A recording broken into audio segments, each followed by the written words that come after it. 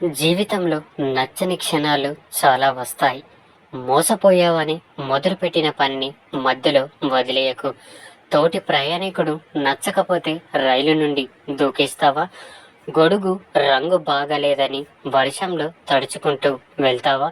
ఏదైనా సరే గమ్యం చేరుకోవాలి. నీ ప్రయాణమే నీ కథ, మిగతావన్నీ ప్రకటనలు. నీటిని ఎక్కువగా మరిగిస్తే ఆవిరైపోతాయి. అలాగే భరిస్తున్నారు కదా అని ఎక్కువగా బాధ పెడితే బంధాలు తెగిపోతాయి. అన్నీ సాధించాక ఆనందం ఉంటుందని అనుకోకు. మనం ఆనందంగా ఉంటేనే అన్నీ సాధించగలం. ఎదుటివారి ముఖాన్ని చూసి తన మనస్తత్వాన్ని అంచనా వేయకండి. కొంతమంది మనుషులు కటిక విషయాన్ని నింపుకొని బయటికి నవ్వుతూ ఉంటారు. మరికొంతమంది గుండెల్లో అగ్నిపర్వతం బద్దలవుతున్నా బయటికి ఏ సమస్య లేనట్టు సాధారణంగా ఉంటారు. భయం, అభద్రత అనేవి ప్రతి మనిషిలోని ఉంటాయి. అవి నీలో మాత్రమే ఉన్నాయి అనుకోకు. ఏదైనా నా వల్ల కాదు అని వదిలేసే ముందు ఈ అవకాశం పోతే మళ్ళీ తిరిగి రాదు అని గుర్తుంచుకో. అతి స్నేహం, అతి ప్రేమ, అతి చనువు మనశ్శాంతికి హానికరం. అతిగా అనుబంధం పెంచుకుంటే అదే స్థాయిలో బాధని కూడా భరించాల్సి ఉంటుంది. గొప్ప గొప్ప విషయాలు మౌనంగా ఉన్నప్పుడే రూపుదాల్చుకుంటాయి. ఎందుకంటే మౌనంగా ఉన్నప్పుడే గొప్ప ఆలోచనలు వస్తాయి. నీ ప్రయత్నాన్ని ఆపేద్దాం అనిపించినప్పుడు ఒక్కసారి ఎందుకు మొదలు పెట్టావో గుర్తు తెచ్చుకో. ఆపద వచ్చినప్పుడు అన్ని దారులు మూసుకుపోయిన మనోధైర్యం తోడుంటే ఖచ్చితంగా విజయానికి చేరువ చేసే దారి దొరికి తీరుతుంది. నీ దగ్గర ఎన్ని ఉన్నా లేని దానికోసం బాధపడే గుణం నీకు ఉంటే మాత్రం నీ దగ్గర ఏమీ లేనట్టే. నిన్ను చూడకముందే, నీ సర్వం వినకముందే నిన్నుగా ప్రేమించే ఒకే ఒక్క వ్యక్తి అమ్మ. జీవితంలో 3 విషయాలు గుర్తుపెట్టుకోండి. మొదటిది, నీ మీద నమ్మకం లేని వారికి సంజాయిషి చెప్పాల్సిన పని లేదు. ఇక రెండవది, నీకు గౌరవం లేని చోట నువ్వు ఉండవలసిన అవసరం లేదు. ఇక మూడవది, నీ కన్నీళ్లకు విలువ ఇవ్వని వారి కోసం అసలు బాధపడాల్సిన పని లేదు. రహస్యాన్ని కాపాడడం, తగిలిన గాయాన్ని మర్చిపోవడం, సమయాన్ని సద్వినియోగం చేసుకోవడం, ఈ 3 చాలా కష్టతరమైన పనులు. వాడని ఇనుము తుప్పుపడుతుంది, కదలని నీరు స్వచ్ఛతను కోల్పోతుంది, బద్ధకం మెదడును నిశ్చేదం చేస్తుంది. అబద్ధం చెప్పడం శాపం లాంటిది. ఎందుకంటే అది మనలో తప్పించుకునే ధోరణి పెంచుతుంది. నిజాయితీ వరం లాంటిది. అది మనలో ఎదుర్కొనే ధోరణి పెంచుతుంది. నిన్నుగా ప్రేమించే వ్యక్తిని ఎన్నటికీ వదలకు. ఎందుకు అంటే ఏదో ఒకరోజు తెలుస్తుంది, రాళ్లను పోగిస్తూ వజ్రాన్ని కోల్పోయావని. మీకు వ్యతిరేకంగా మాట్లాడే వారి మాటల్ని మౌనంగా వినండి. కాలమే వారికి సరైన సమాధానం చెబుతుంది. ఓపిక, సహనం అనేవి బలహీనతలు కావు, అంతర్గతంగా ఉండే శక్తులు. అవి అందరిలోనూ ఉండవు. మనం మాట్లాడితే గాని మాట్లాడని బంధాలను వదిలేయడమే ఉత్తమం. నువ్వు మాట్లాడితేనే మాట్లాడుతున్నారు అంటే నీ బంధం అక్కడ అవసరం లేదని అర్థం. చికాకులన్నీ ఎగిరిపోవడానికి చిన్న చిరునవ్వు చాలు.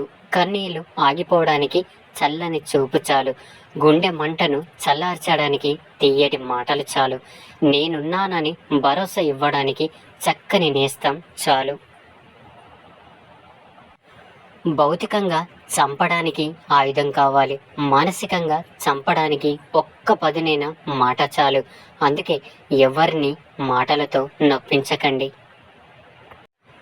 విమర్శలు అన్నింటిలోనికి ఉత్తమమైనది ఆత్మ విమర్శ. మంచి అందంతో పుట్టడం నీ చేతుల్లో ఉండదు, కానీ మంచి మనస్సు కలిగి ఉండడం అనేది నీ చేతుల్లోనే ఉంది.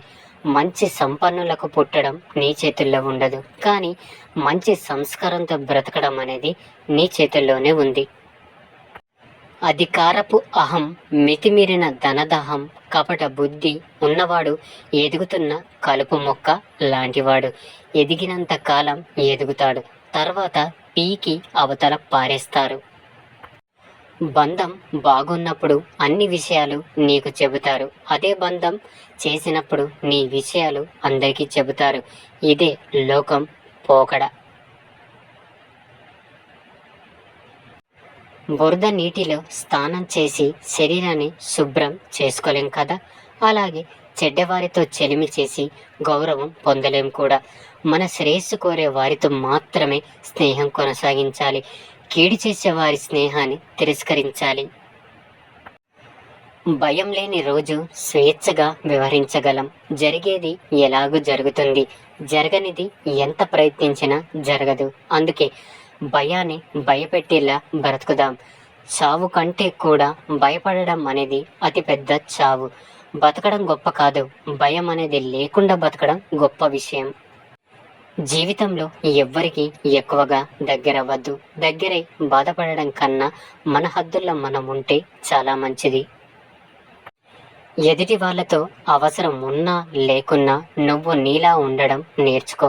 అవసరం కోసం నటించడం మొదలు పెడితే జీవితాంతం నటిస్తూనే బ్రతకాల్సి వస్తుంది. జీవితం ఎప్పుడు ఒకేలా ఉండదు. నవ్వేవాడికి ఏడ్చే రోజు, ఏడ్చే వారికి నవ్వే రోజు తప్పక వస్తుంది. కాస్త ఓపిక పట్టాలి అంతే. ఒకసారి వద్దని వదిలేసిన వాళ్ళు మళ్ళీ పిలిచారు అని పరిగెత్తకు.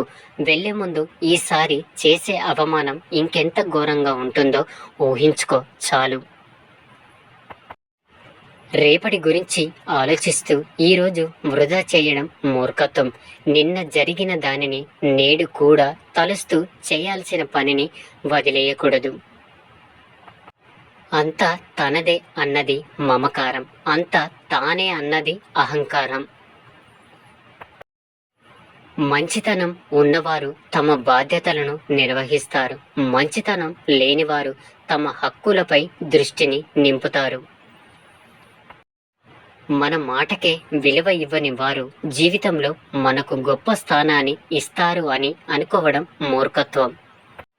నువ్వు తరచూ ఓడిపోతూ ఉంటే నీకు అర్థం కాని విషయాలను నువ్వు గెలవటానికి ప్రయత్నిస్తున్నట్టు అర్థం. మన జీవితంలో మనం కనపడితే ఆనందపడే వాళ్ళు, మనం బాధపడితే ఆవేదన చెందేవాళ్ళు ఉండడం చాలా అదృష్టం. జీవితంలో ఒకటి గుర్తుంచుకో, నువ్వు ధైర్యంగా ఉంటేనే నీ కుటుంబం ధైర్యంగా ఈ లోకంలో బ్రతకగలుగుతుంది. గొంతు పెంచడం కాదు, నీ మాట విలువ పెంచుకో. వాన చినుకులకే తప్ప ఉరుములకి పంటలు పండవు. జీవితంలో ఓటమి పొరపాట్ల వలన రాదు, జరిగిన సంఘటన నుండి గుణపాఠం నేర్చుకోవడం వల్ల వస్తుంది. కాలంతో పాటు అనుభవాలు, గుణపాఠాలు ప్రతి వ్యక్తి నేర్చుకోవడం అవసరం. కన్నీటి చుక్క కారిస్తే కాదు, చెమట చుక్క చింతిస్తేనే విజయం సాధించగలవు.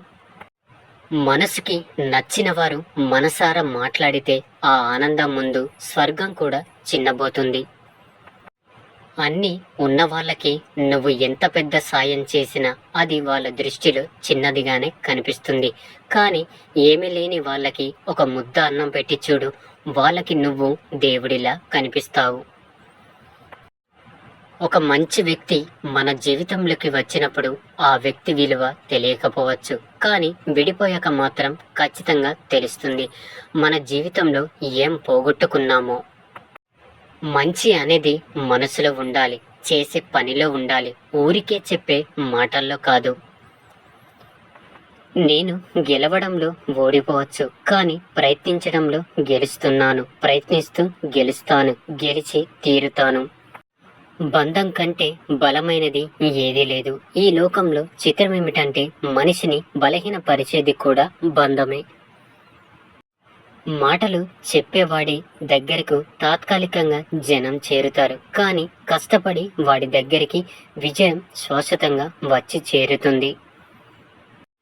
రాత్రంతా ఆలోచనలతో జీవితం ఎటుపోతుందో అని బాధపడతాం. పగలంతా బాధ్యతలతో తెలియకుండా పరిగెడదాం. గతాన్ని మర్చిపోవడం మంచిది. ఎందుకంటే గతంలో ఎవరు విజయం సాధించలేరు. సొంతం కాని వాటిపై అత్యాశ, సొంతమైన వాటిపై నిర్లక్ష్యం రెండు ప్రమాదమే. జీవితం అసంతృప్తిగా సాగడానికి ఇవి ప్రధానం. తల దించుకున్న ప్రతివారు తప్పు చేసినట్టు కాదు. తగ్గిన ప్రతివారు చేతగాని వారు కాదు. కొన్నిసార్లు జరుగుతుంది. గెలుపు వెనుక పరిగెత్తడం మాని ప్రయత్నం వెనుక పరిగెత్తు. అప్పుడు గెలుపు నీ వెనక్కి పరిగెడుతూ వస్తుంది. దేనికి అయితే నువ్వు భయపడి వెనకడుగు వేస్తావో అదే నిన్ను మళ్ళీ మళ్ళీ వెంటాడుతుంది. ఒకసారి ఎదురెళ్ళి చూడు, ఆ భయమే నీకు భయపడుతుంది. గెలుపు అనేది నీడలాంటిది. దాన్ని పట్టుకోవాలని చూడకు. నీ దారిలో నువ్వు సాగిపో. దానంతటా అది నీ వెంట వస్తుంది. కానీ నీ అడుగులు వెలుగు వైపు పడితేనే నీ నీడ ఉంటుందని గమనించాలి. సమయం, ఆరోగ్యం, బంధం వీటిపై ఏ ధర రాసి ఉండదు. అవి కోల్పోయిన అప్పుడే వాటి విలువ తెలిసేది. అందుకే సమయాన్ని వినియోగించుకోవాలి. ఆరోగ్యాన్ని కాపాడుకోవాలి. బంధాన్ని నిలబెట్టుకోవాలి.